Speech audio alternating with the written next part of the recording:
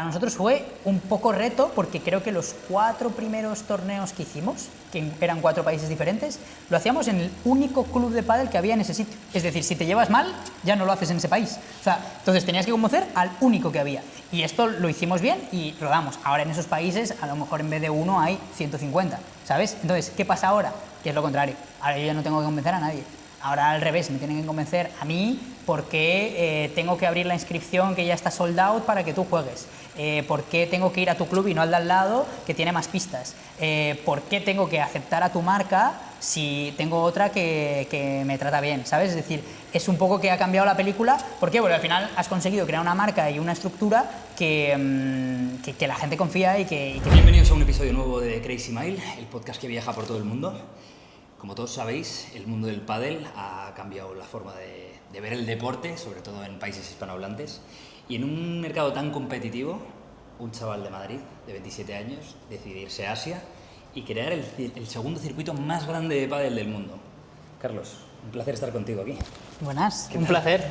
Qué gusto, tío. Para los que no lo sepáis, Carlos Carrillo es founder de 4 grandes empresas, entre ellas APPT, que es el Asia Pacific Padel Tour, que está en 25 países, en 15 países, tiene 25 torneos al año, mueve a 2.500 jugadores y este año ha repartido $1 millón en premios. Rápido se dice. No está mal. A mí me apetece empezar por cómo te da por esto. O sea, porque me imagino que estarías metido en el mundo del pádel, pero ¿por qué ves una oportunidad en decir, me voy a Asia? En Asia el pádel va a hacer un boom, cuando a priori no puede parecerlo, quizá desde fuera. Pues realmente, claro, a mí me motiva mucho el pádel y lo veo un atractivo tremendo como deporte, como entretenimiento, como diversión, como social, pero sí que me motivaba mucho el tema del emprendimiento. Entonces yo llevaba emprendiendo ya muchos años, luego pasé a la industria del pádel porque es algo que a mí me motivaba y le veía mucho sentido y le veía mucha falta de profesionalización, que esto era un problema que suele pasar de que al final el club lo tiene un tío que tenía un terreno y ha puesto unas pistas y ha empezado a jugar, pero no realmente es alguien que quiere una estructura, que quiere escalarlo, que realmente quiere hacer algo grande. Entonces, viendo un poco esto y por cosas de la vida, vimos que en Asia tenía sentido y había mucha oportunidad y estaba solamente empezando. Era como España en los 80, que empezaba a haber una pista y algunos empezaban a jugar y uy, qué chulo esto, y un influencer llegaba. En ese punto estaba y hemos intentado traer esa profesionalización o ir resolviendo problemas que el mercado del pádel necesitaba, competición, formación, etcétera, en forma de proyectos. Cuando tú te lanzas a crear algo en un país nuevo, tienes todas las dificultades de adaptarte a los retos que tiene ese país, a esa cultura y a esa manera de trabajar y de funcionar que tiene ese país. Tú no solo has hecho eso, sino que has montado un circuito en el que estás en 15 países. ¿Cuáles son los grandes retos de entender cada país y la complejidad de cada uno? Vale, esto es la movida más gorda de todas. O sea, me encanta. Sin duda, porque es que no tiene nada que ver, o sea, ningún país. Y hemos tenido anécdotas de decir que algo muy básico para los españoles, que es un contrato, ¿sabes? Es decir, tú firmas un contrato siempre que haces algo, pues que llegue. Esto nos pasó en Hong Kong, después de hacer un torneo muy exitoso y que hubo una cosa que no cuadraba y que yo les dije, oye, es que en el contrato lo pusimos así.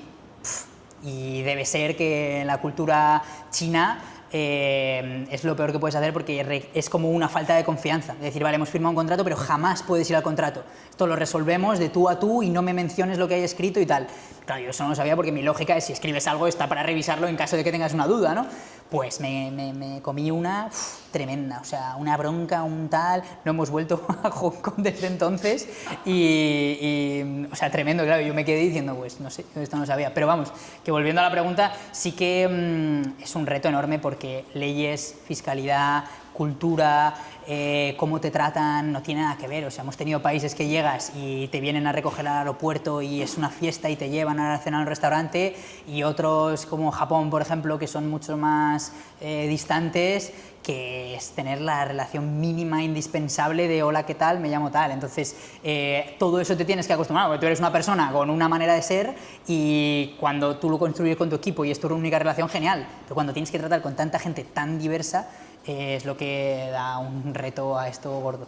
pero bueno, también es divertido. Vale, entonces te lanzas a Asia, pero es una cosa súper desconocida a la que para estar preparado tienes primero que buscar gente con la que hacerlo, porque tú serás competente en unas cosas, pero esto no es como voy a solo a la incertidumbre y te va a salir. No es fácil. Y luego inversión y demás, ¿cómo gestionas todo eso? ¿Cómo lo eliges? Vale, pues eso. Mi socio tiene un background más de tenis y entrenador de pádel y demás, toda esta parte deportiva, de estructurar eventos, de formación, etcétera. O sea, cómo es la parte más del día a día del producto que ofreces, y yo soy la parte más de negocio. Y luego esto que dices de inversión, claro, al final como tenemos diferentes proyectos, hay algunos que requieren mucho más de inversión inicial, otros menos. Entonces, por ejemplo, la parte de tecnología sí que hemos hecho una ronda normal al uso con inversores privados que han puesto capital para financiar el desarrollo, y realmente con el Tour, que es como lo más conocido, solo hicimos una pequeña rondita de gente que conocíamos de inversores para tener backup, es decir, porque queríamos asegurar que una temporada la íbamos a conseguir, porque esto podía irse a garete. Entonces, si te quedas sin dinero, los torneos que has ofrecido, oye, voy a darte esto de prize money, no lo puedes dar.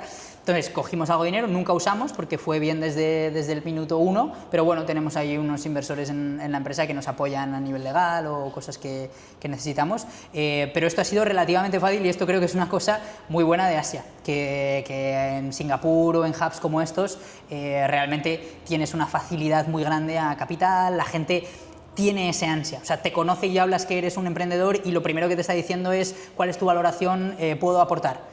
Antes que en España, que tenemos el background, que esto es como una odisea, ¿no? O es mucho más difícil y menos profesional. Una pregunta quizás un poco de novato, pero... Vale, tú te vas así y dices, voy a montar el tour asiático, pero ¿a quién tienes que pedir permiso para montar el tour asiático? En plan, simplemente coges y dices, ¡pum! Soy yo que lo voy a montar y así punto. Con tus huevos y pones tu ranking y dices, sí, obviamente tiene una estructura, y una estructura quiere decir de 6 meses de trabajo o algo así, antes de empezar a hacer nada, de poner una estructura de puntos, de rankings, de cómo van a funcionar las diferentes categorías. O sea, tú tienes que tener una estructura, no es lo voy haciendo sobre la marcha, pero una vez generas este PDF, que es como la Biblia que tenemos ahí, que es el rulebook que llamamos, ya empiezas a ejecutar. Y entonces, con un poco con contactos, llamas a marcas, oye, voy a hacer esto. Me acuerdo de las primeras que llamamos fue Head, que es una marca austríaca grande, y les conocíamos y fue, oye, vamos a hacer 4 torneos este año. Por favor, tal, no sé qué, y nos dieron las bolas, no te creas que patrocinaron mucho, venga, os enviamos las bolas a estos 4 torneos. Ese año al final terminamos con 12 eventos y tuvimos que llamarles varias veces de, oye, esto va muy bien, tal, y acabamos recibiendo un buen dinero porque dijeron, oye, es que me estás llevando a tantos países, tal, y ahora tenemos una relación más long term con ellos. Me parece curioso porque, claro, en el fondo es una empresa privada, es una marca que... hay un espacio y tú vas y lo ocupas. Yo podría coger mañana y decir, yo te voy a hacer la competencia, como ha pasado con el golf, por ejemplo. La cosa es que el espacio ya lo estás ocupando tú y tienes cierta ventaja, pero no quiere decir que tú tengas un contrato con Asia de esto es mío. O sea...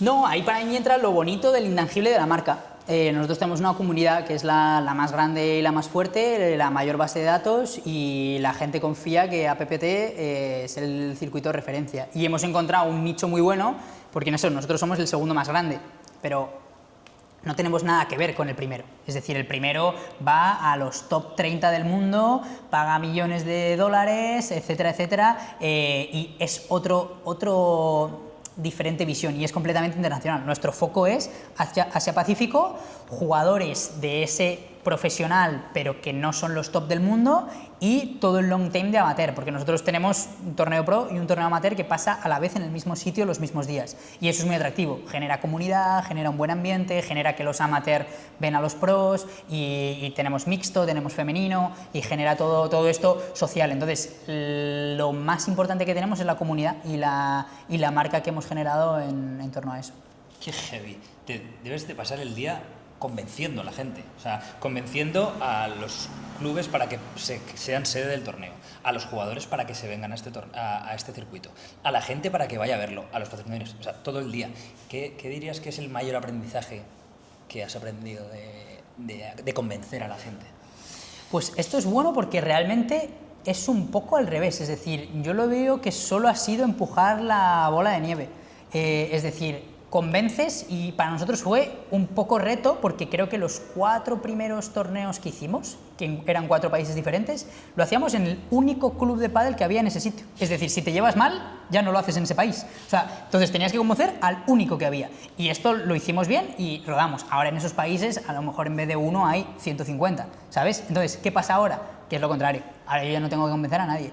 Ahora al revés, me tienen que convencer a mí porque tengo que abrir la inscripción que ya está sold out para que tú juegues, porque tengo que ir a tu club y no al de al lado que tiene más pistas, porque tengo que aceptar a tu marca si tengo otra que me trata bien, ¿sabes? Es decir, es un poco que ha cambiado la película. ¿Por qué? Porque al final has conseguido crear una marca y una estructura que la gente confía y que tiene sentido y que tiene visibilidad y que tiene ese crecimiento. El otro día veía las estadísticas de Instagram y tal, de cómo crecemos mes tras mes en visibilidad, y claro, es una locura. O sea, hace una semana tuvimos a Andrés Iniesta jugando un evento nuestro en Dubái.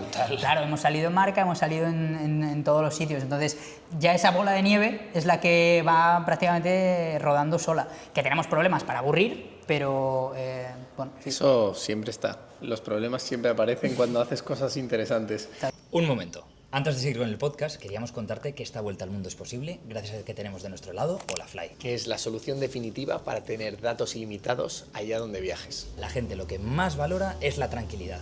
Y en el tema de internet, eso es Holafly. Tranquilidad pura. Porque pisas un aeropuerto y ya tienes conexión. Puedes escribir a tus familiares, puedes pasar las aduanas descargándote el PDF que te piden en la frontera, sin ningún problema. Además, si trabajas mientras viajas, puedes compartir datos con tu ordenador. Y lo mejor es que no te tienes que preocupar de cuánto estás gastando. Ya quieras ver una peli o quieras tener una videollamada con tu familia o con tu jefe. Si en tu próximo viaje quieres tener la tranquilidad con la que nosotros viajamos, usa el código CRAZY y tendrás un 5% de descuento en tu próxima eSIM de Holafly. Y un 10% de descuento en la suscripción de Holafly, que son planes mensuales por si quieres viajar y hacer aventuras estilo nómada digital, estudiante de Erasmus, your choice. Seguimos con el podcast. Me gustaría entender, antes de pasar un poco a conocerte más a ti, que cuentes un poco la visión de cómo ves el futuro del pádel, del tenis, de los deportes de raqueta. Me interesa bastante. Tú que estás súper metido, viéndolo como desde fuera, porque tienes el ATP Tour, bueno, el de pádel, el Padel World Tour, ¿no? Que es el mejor, como tú dices, que paga mucho, pero ¿cómo vais a competir con ellos? ¿Cómo se va a desenvolver el mercado? Pues es buena pregunta, porque a futuro pues todo puede pasar. Es que hay cosas muy interesantes a nivel pádel, que es donde yo estoy metido. El tenis al final está súper estabilizado en esa parte alta. Lo que pasa es que casi todo jugador está entendiendo que el tenis requiere mucho, demasiado. Entonces, todo lo que es el long tail de gente amateur que no tiene mucho tiempo y que tiene ya una barriguita o lo que sea, buscan alternativas que son pádel, que son pickleball. Entonces, el pickleball es un deporte que está creciendo mucho también aquí en Asia, en Estados Unidos, que es bastante limitado, es decir, tiene un recorrido corto en cuanto a que no tienes tanta variabilidad de golpeos, etc. Y en cambio el pádel sí que tiene esa entrada muy fácil, pero luego tiene mucha complejidad para hacerlo profesional. Y luego a nivel internacional hay cosas muy interesantes, porque eso, el pádel ahora mismo está gobernado por los catarís, por un fondo QSI, que son los dueños del PSG y demás, que tiene mucho dinero, pero se están moviendo cosas como muy interesantes, porque ellos tienen como un monopolio un poco raro que no es beneficioso para el pádel como tal. Entonces están viniendo otras opciones de Arabia Saudí, incluso de Estados Unidos, que buscan hacer un modelo mucho más parecido al tenis, que es mucho más inclusivo y no tan exclusivo de solo quiero a ti, a ti, a ti, haciendo esto. Entonces nosotros, es mucho más nuestra filosofía. Al final nosotros queremos que haya muchos torneos, mucha gente jugando, más nivel, más patrocinadores. O sea, queremos que la gente venga a esto, no queremos controlar nada. Entonces, cuando preguntabas un poco, nos encanta que haya otros torneos, que nuestros jugadores entre torneo nuestro y torneo nuestro vayan a otro. Eso nos parece como positivo para el pádel. O sea, les dais la licencia y la libertad de poder jugar en los torneos que quieran. Claro, o sea, eso no pasa en todas. Al final tú quieres, o sea, nos pasa mucho que nuestros jugadores rankeados en el top tienen patrocinadores, les invitan a eventos, tienen muchos beneficios. Entonces, es el jugador el que quiere estar con nosotros, no somos nosotros el que nunca hemos pagado un vuelo a un jugador o un hotel que no venga dentro de las estas. Es decir, ellos son los que quieren venir. Esa es la manera en la que lo puedes hacer, en la que no hay favoritismos, no hay, oye, este es mi amigo y por eso quiero que venga, etcétera, etcétera. Entonces, ahí creo que somos muy transparentes y por eso crece por sí mismo, porque ven el efecto de lo que es ser alguien reconocido en APPT. En tu ambición de emprendedor, ¿cuántos países y cuántos torneos al año caben en el APPT? Es que esto es curioso porque mi ambición de emprendedor va incluso más allá de lo que es el Tour, porque el Tour al final estamos resolviendo un problema, que es competición, que es al final como deportivamente cómo te desarrollas, pero es que hay muchos retos más. Hay para lo que nosotros queremos, que nuestra visión como grupo de empresas es promover el pádel en Asia. Ese es el objetivo. Entonces hay una línea de tecnología que no está implementada, de nivelación, que nosotros lo tenemos muy metido en nosotros, ¿no? De decir que al final, oye, ¿cuál es tu nivel jugando al pádel? Soy un 3,5, perfecto. Aquí no pasa esto en Asia. En unos te cuentan que son un Gold, en otros que son un Intermediate y en otros que son un 25. Entonces hay mucho reto ahí, mucho reto en formación de entrenadores, hay mucho reto en instalaciones. Entonces, ahí en cuanto a visión, en cuanto al Tour, es consolidarnos como el segundo más grande y en ese medium range, que es donde queremos estar en todo Asia. Ya hemos tenido alguna opción de franquiciar en África, en el Caribe, etcétera, etcétera. Entonces, seguramente también vayamos por ahí, pero en eso estamos. O sea, es crecer en todos los ámbitos que podamos el pádel o aportar valor a ello. Qué top. Bueno, después de toda la fantasía y todo lo bueno, vamos a pegar un volantazo. ¿Qué es lo que más miedo te ha dado en estos 3 años que has tenido que enfrentar? Miedo, es que al igual que lo más importante que hablábamos era la marca, para mí el miedo siempre ha ido relacionado con eso.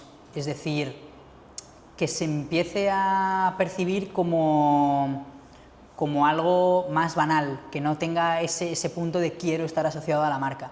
Entonces, ese ha sido uno de los miedos como más genérico. Luego los medios siempre van con personas, es decir, que tengamos problemas en el equipo con la gente que trabaja con nosotros, que tengamos problemas con stakeholders, clubes, etcétera, etcétera. O sea, para mí siempre es como esa relación con personas, que es un challenge que tenemos porque te relacionas con mucha gente de muchos países, de muchas culturas, no puedes caer bien a todo el mundo, tienes cagadas como la que decía de Hong Kong porque lo desconoces completamente.